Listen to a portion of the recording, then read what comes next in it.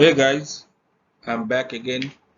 It's pretty fast because the first session I have launched just today, but the feedback I'm getting is overwhelming me, and I thought I should come with the second one quickly. So here we go. Falgun welcomes you all for the second session of this module of sales training. Here we'll be discussing riding the tide. You have already entered the organization and you are riding on the tide. So let's be very careful. Here we go. The first thing you will encounter when you enter in an organization is a cultural shock because you will be introduced to a new family and friends. Cultural shock not only means when you out of your religion or region or demography or geography or language. Cultural shock comes when you are out of your comfort zone. You have been brought up in a family with a culture, friends with a different culture, and you are accustomed with that. Suddenly, when you come to a new corporate or a company, you find your colleagues who are your new family members and they are from different background. They have different mindset. They have different language even. So how you can quickly accommodate with them? You will have new friends. Some of your professional friends, they will stay forever, even more than your school friends or university friends. Sometimes the professional friends be much closer than them. But at the same time, you will get some new enemies or rivals because it's a competitive world. Not everybody showing as friend is your friend. Then every organization has a difficult or different organizational culture and it is inherited. It is divided corporate wise, zone wise, region wise, country wise, state wise. So you need to know how the organization play the role in terms of culture and you have to accommodate that in yourself also.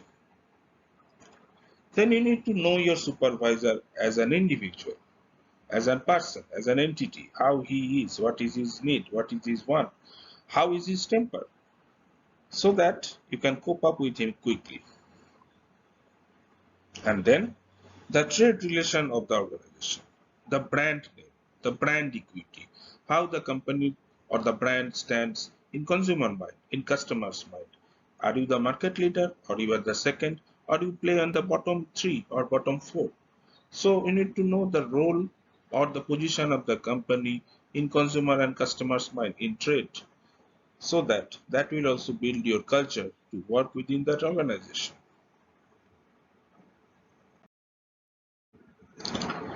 Next, we will discuss about conflict, whether we agree or disagree, how the conflict arises, and how we can solve it. First and foremost is understanding the communication. People may raise conflict only because of they can't take the feedback correctly. It can come from your boss or your supervisor, from your colleague, from your trade partners, from your customer, from your consumer. But listen carefully. The more you listen, the more you can resist conflict.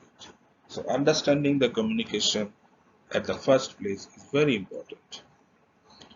Then again, understanding the supervisor. If the supervisor is giving you a direction and you are not understanding it, then the conflict will start. So you need to understand the direction. You need to understand the objective, the goal of the organization as well as of your supervisor so that you can restrict the conflict. Don't try to do your own judgment at this stage because it's your learning stage.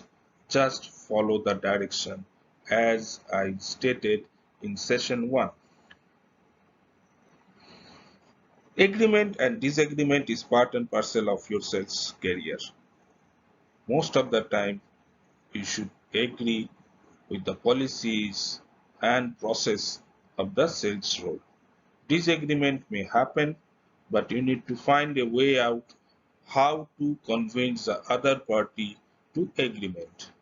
And if you cannot do that, seek help from your superior, from your immediate supervisor, from your diagonal supervisor, from your colleague, even whoever you want to take help, but try to be settled in an agreement.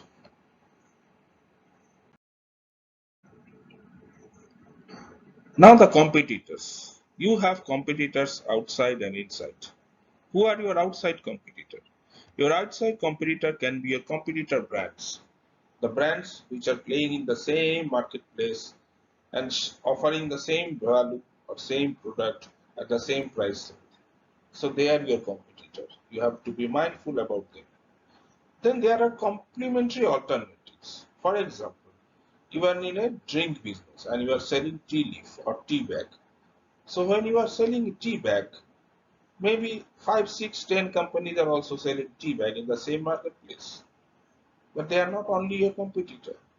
The person who is selling a coffee, the person who is selling a chocolate drink, the person who is selling a soft drink, or even alcoholic drink, they are all your competitor because you are in a wider range of competitive market, which is drink. It's not only concentrated on your tea. So consider all of them as your competitor.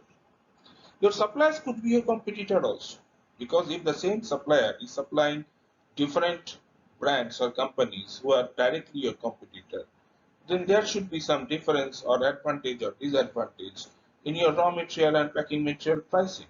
So consider that also in your mind. So every time we always think the brands directly involved in your competition, our competitor, but that is not the right choice or the right decision. Inside, you have intra-departmental. You are part of a sales team, so definitely every sales team member or those who are in your level, they are all your competitor. Because as a sales individual, everybody has his own monthly target, monthly or yearly or quarterly or daily. So they will all chase the target. It can be town, it can be country, it can be city, state, even global level. So everybody in your level, in your higher level, in your lower level, has their own target and they will all compete with you. So be careful and try to make a harmony so that it's a fair game. Interdepartmental or cross-departmental competition is something like you have your agenda as you are a salesperson. But don't forget the person sitting in finance, the person sitting in logistics, procurement, R&D, HR, they all have their own objective. They all have their own KPI. They all have their own target. So it is always better to be part of the team and show your willingness how we can help each other and win the organizational goal collectively. That is how you can make yourself safe and secure and prospering in a sales career. And again, I am telling you not to go for corporate politics. Like I said in session 1, if you hear any gossip in your office place, you can be part of it just as a listener. If you don't avoid it or you can't avoid it, you can sit there, listen it, but don't pass it to anybody, neither make a comment on somebody else because you will never know. When you play as a politician in this corporate politics, tomorrow you could be a victim also. So try to avoid as much as you can.